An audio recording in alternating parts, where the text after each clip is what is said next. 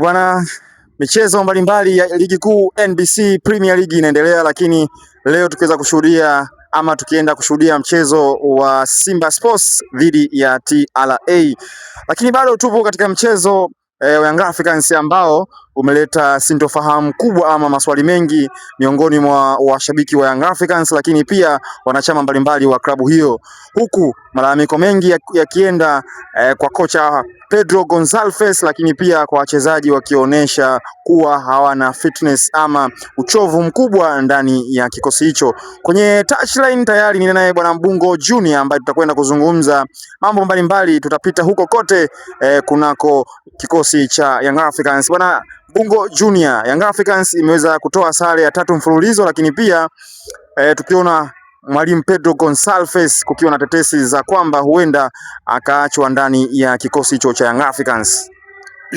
Kwanza tumshukuru Mwenyezi Mungu mwingi wa rehema mwenye kunemesha neema kubwa na ndogo, ndugu yangu Anwari, kwa kuweza kutufikisha siku ya leo ya Jumapili, siku ambayo ya sikukuu ya Eid el-Fitr, Eid ya pili. Kweli kuna matukio kadhaa ukiangalia ndani ya kikosi chetu cha Young African Sports Club. Yaani kuna matukio kwenye soka ni ya kawaida sana, hususan sare back to back, sare 2-3 kwenye soka inakuwa ni kawaida. Lakini kwa nini sasa hivi Young African Sports Club tunaona sio vitu vya kawaida kwetu? Kwa sababu yani miaka hivi karibuni hatuna hayo mazoea Young African Sports Club kutoa sare 2-3 back to back.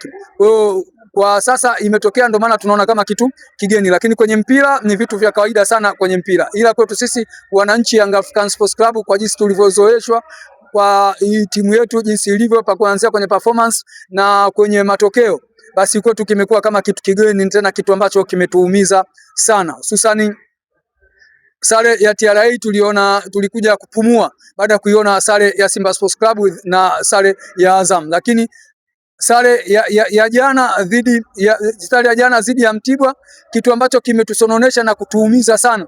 Yani imefikia mpaka kutuvunja morali baadhi ya magrupu yale ambayo yanaandaa safari ya kwenda kwenye mechi inayofuata ya tarehe 8, mechi ya Mwanza. Yani kama morali imeshuka. Kwa nini morali imeshuka? Morali imeshuka kwa sababu tunakutana na vitu ambavyo hatujavizoea, lakini yote kwa yote kwenye mpira, mchezo wa miguu, hivi vyote huwa vinatokea kwa sababu mpira ni mchezo wa makosa. Kwa hiyo unaona jinsi namna gani kabisa kwenye hizi mechi 3 Young African Sports Club hatukuwa bora kwenye pitch, na ndio maana tumepata matokeo kama haya.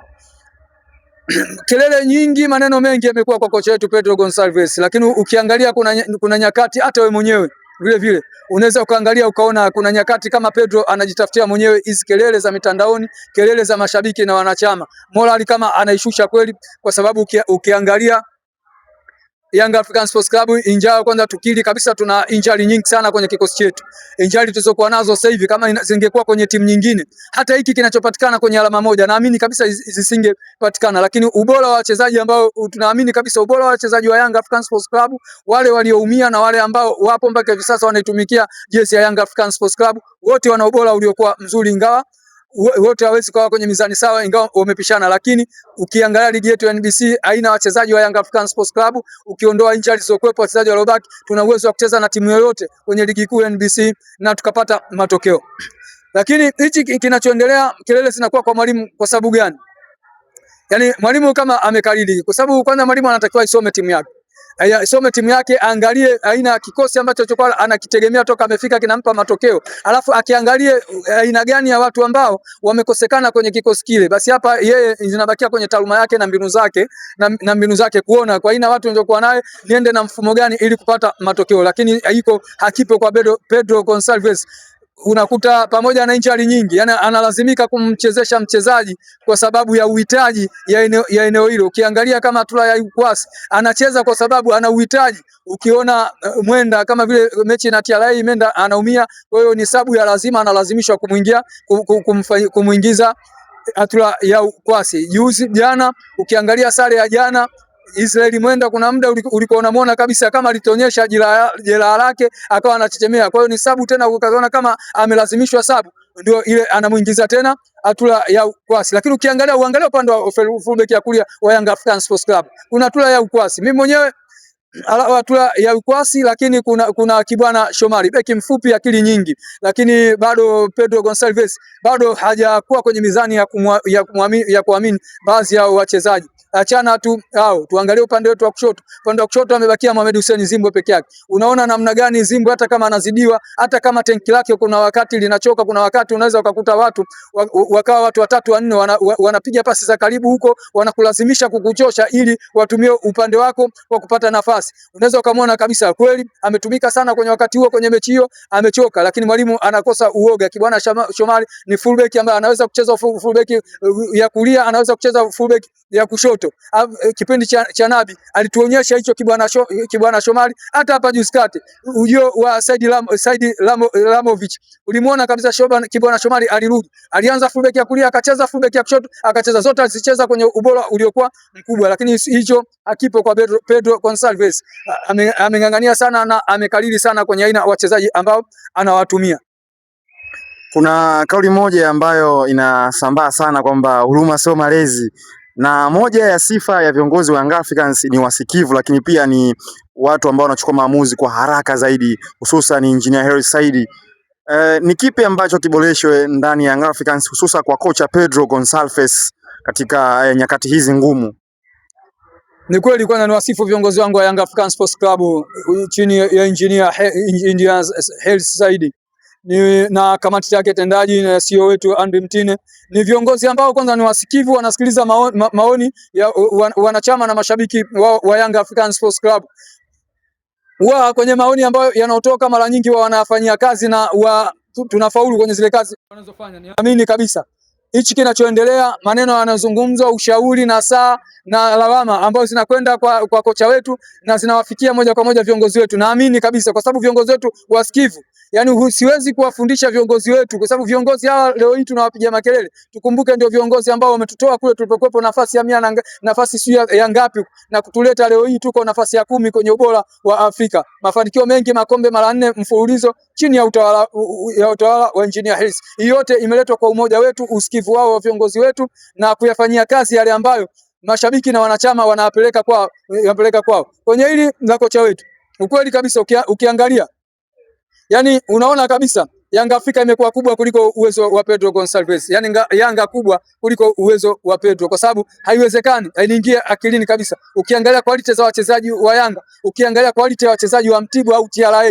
hakuna kwenye mizani hata wachezaji wanaoanza kwenye kosti cha Yanga na wale waliokuwa nje kuwafananisha. Kwa hiyo hata ukichukua wale ambao wanaanzia nje hawapati nafasi kila siku, ukipanga kikosi chako wacheze zidi na Mtibwa, naamini kabisa wanaibuka matokeo. Lakini haya yote yanatakiwa ambayo kocha ambaye si muoga, kocha ambaye sio muoga, kocha ambaye anaamini kila mchezaji wake aliyokuwa naye kwenye uwanja wa mazoezi. Sio kwa Pedro. Yani Pedro kwenye uwanja wa mazoezi ana wachezaji wengi, lakini anayewaamini wachache. Hii na ndio maana anamkuta inamgharimu. Kimfano haya majeraha anayopata kwenye wachezaji wake kila siku. Late kama angekuwa anafanya rotation kwenye baadhi ya michezo, yani hawa wachezaji wote angewaona kwenye mizani sawa, kwa sababu hata mapungufu yangekuwa machache. Lakini uoga unamfanya kwa sababu kabisa anashindwa kuwapa nafasi hata dakika 5 kwenye mechi ambayo hata kama umemfunga mtu goli 5 haiwezekani. Ukiangalia mechi sisi tumecheza mechi pale na Dodoma Jiji. Dodoma Jiji tumemfunga goli 4-5, kitu kama hicho.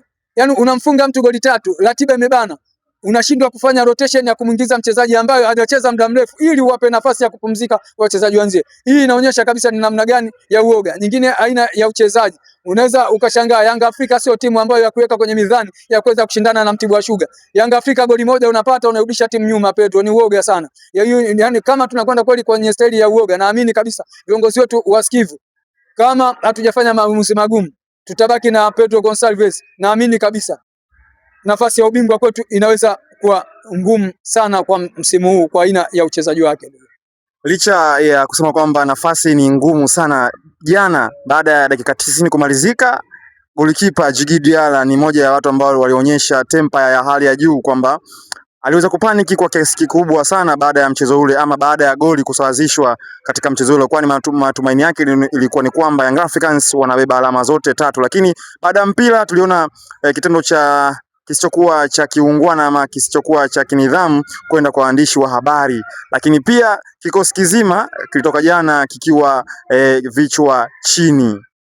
Ni kweli Kwa nini imekuwa vichwa chini? Ni kweli kabisa kwa matokeo tuliyopata sasa hivi, sio sisi tu, naamini hata wachezaji wenyewe wanaumia. Yani hii inakuonyesha ni jinsi gani mchezaji anaumizwa na matokeo ambayo anayapata, kwa sababu hata kama sisi mashabiki tunaamini kabisa hiki tunachokipitia sasa hivi tulishakisahau miaka mingi. Hata wachezaji wenyewe yani wameshakisahau muda mrefu, na ndio maana kikitokea hali kama hii hata wenyewe wanataharuki na kuona tukio kama jana. Tukio la jana la Djigui Diarra, kwanza ukimwangalia Djigui Diarra toka amefika kwenye ligi ni mchezaji ambaye mwenye nidhamu ya hali ya juu sana tena sana, lakini kuna nyakati hivi vitu vinaweza vikasababishwa na maamuzi ya waamuzi. Ukiangalia mechi kadhaa hapa Young African Sports Club, waamuzi wanagharimu sana. Ukiangalia kitendo, na ndio maana mchezaji unaweza ikatokea tukio ambalo likafanywa afu ukajumuisha baadhi ya matukio ya mechi zilizopita, unaweza ikakuja pressure, ikakuja hasira, ukafanya kitu ambacho si cha mchezo. Kimfano kama tukio la jana la Djigui Diarra, nimshukuru kwanza Bakari Nondo Mwamnyeto sana, the captain, kwenye swala lile alikuwa bega kwa bega na kumsii na kumuondoa kwenye eneo la tukio Djigui Diarra na kumuomba mwamuzi asifanye kile ambacho anachotaka kukifanya. Djigui Diarra nimshukuru sana, meneja wa timu yetu Walter Hudson naye aliona lile, alifika haraka kwenye pitch na kumuondoa Djigui Diarra kwenye eneo la tukio. La sivyo, unajua mchezo wa mpira kwa aliyecheza mpira vitu vile ni kawaida, ila kama hujacheza mpira kwa kweli utaona vitu vya ajabu. Mchezaji unajua unapocheza mpira kuna akili fulani inakuwa inahama, jasho linapotoka kuna akili kidogo inakujia, ndio maana unaona vitu kama vile. Kwa hiyo kile kilikuwa ni sehemu ya mchezaji, jasho limeshamtoka amenani, na ndio maana kikatokea kitu kama kile, lakini otherwise ni vitu vya kawaida kwenye mpira. Sio yeye tu, hapo wachezaji watukutu zaidi yeye, lakini Djigui Diarra toka amefika kwenye halisi ya Tanzania ni mchezaji ambaye hakuweza kufanya kitendo chochote cha kinidhamu yoyote vinavyokuwa vinavyofanya. Kama anapata kadi, kama anapata onyo lolote, ni vitendo vya kawaida, lakini tofauti na kile cha jana. Kwa hiyo hiki kwake tukichukulia kama sehemu, yeye binadamu, yeye ni binadamu. Kwa hiyo binadamu wote si wakamilifu. Kwa hiyo naye ipo siku atakuwa na nyakati nzuri, kuna nyakati atakuwa hayupo kwenye nyakati nzuri. Kwa hiyo kwenye kitendo cha jana kilikuwa ni kitendo cha mchezaji ambao jasho limesha kutoka, kuna akili fulani na kuingia, na ndio maana vile. Ila yote kwa yote ni wasimu wote, hakuna tukio lingine lolote ambaye la kuhatarisha kabisa nidhamu zaidi kutoweka lilofanyika kwenye sakata lile. Swala la waandishi wa habari, swala la kuwaonyeshea kidole waandishi wa habari, nadhani swala hili lilifanyika nje ya uwanja wakati Young African Sports Club wanatoka ndani ya uwanja wa Jamhuri na kuelekea hotelini. Waandishi wa habari, sasa hapa tunaweza tukaangalia kitendo, sawa, tunaweza tukaangalia kitendo ambacho Djigui Diarra amekifanya tukakidauti, lakini mpaka anafanya vile, kuna nini kilitokea kutoka kwa mtu mwingine kwenda kwa Djigui Diarra? Kwa hiyo kama inawezekana tukamlaumu kwa sababu yeye kuna kitendo kimefanya, wale watu wamekosa kutoka matokeo, inawezekana wapo ambaye nyinyi mmeanzisha kitendo ambacho cha kumsababisha mtu kukwazika na kupata jazba akafanya vile, afu nyinyi mkaashiria moja kwa moja tendo kuliko kwa nini amefanya tendo. Yeye sio mjinga, aweze kutoka ndani tu na kuonyesha hivi. Kwa nini wakati ametoka kuonyesha kabisa? Kwa bila shaka, kabla tujamwangalia Djigui Diarra, tuangalie ni nini ambayo kilitoka kutoka kwa mtu kwenda kwa Djigui Diarra mpaka Djigui Diarra. Sio Djigui Diarra, twende duniani. Alishawahi kufanya hivyo Zinedine Zizou. Sawa, Zizou alishawahi kufanya hivyo. Tena alishawahi kumpiga mtu kichwa, lakini kama tungetafsiri kile kichwa tu. Lakini ingawa amempiga mtu kichwa, ameadhibiwa kwa red card straight, lakini nyuma yule hakufanya vile kwa sababu kuna maneno ambayo yalitoka kwa Materazzi, na yalitoka kwa Materazzi kwenda kwa Zidane na ikampelekea hasira kufanya vile. Kwa hata kwa Djigui Diarra naamini kabisa yapo maneno, kabla hujamwangalia Djigui Diarra waangalie waandishi wa habari kuna nini ambao walikuwa wamekipeleka kwa Djigui Diarra. Kwa Djigui Diarra hanaga hivyo vitendo vya kufanya, lakini kuna nyakati unaweza ukalazimishwa kufanya kwa aina ya vitu ambavyo tumekosa matokeo. Unaweza ukawa unaniongelea maneno ambayo ya kifedhuli, mimi kama binadamu ninaamini nikaatake nikapata nini nikaonyesha, lakini vile vile ni kitendo sio kitendo cha kinidhamu. Lakini kabla tuiangalia nidhamu ya Djigui Diarra ambayo ilionekana, tungeyapata ni nini ambayo kimetokea, ni nini kimetokea kutoka kwa mtu mmoja kwenda kwa mwandishi wa habari kwenda kwa Djigui Diarra mpaka anaamua kufanya kile kitu. Ndugu yangu, bwana, mimi nakukumbusha role model wako CD Ramovic ndani ya ligi aliyopo sasa, ndani ya kikosi cha CR Belouizdad. Hivi sasa kocha huyo bwana yupo katika hatua ya nusu finali michuano ya shirikisho, lakini pia yupo katika nafasi ya 7 ligi kuu, lakini pia yupo nusu finali pia katika FA ya kule nchini kule anakoshiriki kocha huyo CD Ramovic, na moja kocha ambaye unamhusudu sana toka akiwa Young Africans, ambaye kwa bahati mbaya aliweza kuondoka mapema zaidi bana. Mbungo Junior anamaliza namna hiyo, akimaliza juu ya sakata la Djigui Diarra, na tunamaliza namna hiyo hadi wakati mwingine, na kwa heri kwa sasa, chao.